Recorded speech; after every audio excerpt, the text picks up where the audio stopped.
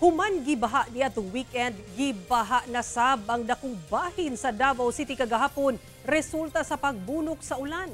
Gani daghan ang naperwisyo ug nangutana kalabot sa nagkagrabe nga problema sa baha sa syudad. Duna na baka kini solusyon? Atong sayron sa live report ni Argil Relator. Argil. Sara dakong bahin sa downtown Davao ang gibaha human nga mibunok ang ulan kagahapon. Dunay mga kadalanan nga dali ra nga ni subside ang tubig baha apan duna say mga nataod-tauran pa ang pagubas sa tubig baha sama na lang diha sa JP Laurel Avenue, corner Mamay Road. Apan gilauman matud pa nga masolusyon na ang problema sa sagad nga pagbaha sa matag muulan sa maong lugar sa mahumana ang kining ginapahigayon nga drainage improvement project sa DPWH sa maong dalan. Guys, beach resort na ang Puras Street.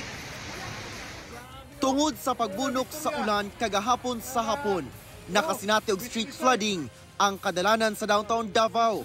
Lakip ang kadalanan nga sakop sa barangay 20B. Dunay sakyanan nga mitirik sa dalan, humana palungan og makina, dihang milusong sa baha. Sumala sa barangay, nagdungan matud pa ang high tide ug kusog nga ulan. Hinoon, dali ra sab nga mihubas ang baha sa dalan, diyang miundang na ang ulan. Kusog mga ulan. Oo, possible yun. Oo, pero dali ra man nag-drain. Mga within ng mga 30 minutes, 45 minutes ang pag-drain niya. Nakasinati sa street flooding sa Ramon Magsaysay Avenue, Uyangguren o corner Jacinto Extension. Gibaha sab ang JP Laurel Avenue, corner Mamay Road. Nasinati ang heavy traffic tungod sa baha. Gikan hapon ang baha ug milungtad hangtod na sa gabii. Dihang miundang na ang ulan, nagdungan og panggawas ang mga pasahero nga pauliay. Naglaray kilid sa highway ang mga pasahero, sanglit palisuray ang pagsakay og PUJ. Ang City Government of Davao gilayong nagdeploy og city buses og mga mobile sa City Transport and Traffic Management Office aron dunay masakyan ang mga na-stranded nga pasahero. Lakip mga sakyanan sa CDRMO ug Task Force Davao. Nagdeploy sab og FABs.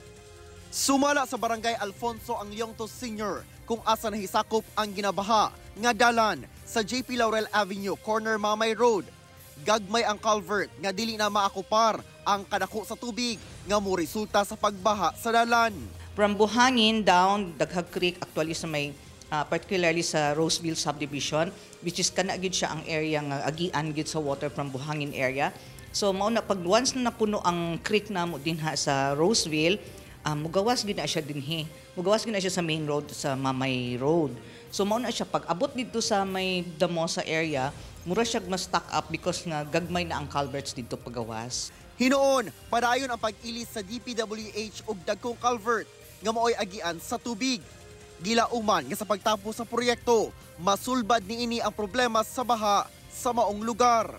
Ongoing ang projects from DPWH na i-rehabilitate nila ang drainage system. So karon makita din siguro sa mga katawhan nga naagi digging na hitabo tapos i-change man gud ang culverts para into a bigger size kay para maunsa gyud ang tanang water nga gikan diri sa taas pababa diha padulong dito sa dagat.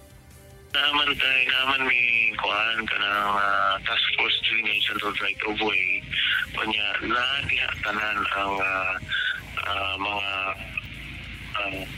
government agencies national o local kanya pati ang mga private corporations, mga telco.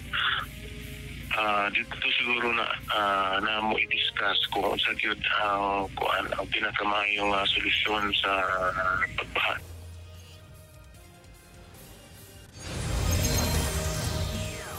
Sara, gawa sa monitoring nagapahigayon sa ang Davao City Ancillary Services Unit o bisilting sa mga culvert ug drainage aron masiguro nga walay mubabag sa ianan sa tubig ug makalusot ang tubig baha padulong sa dagat.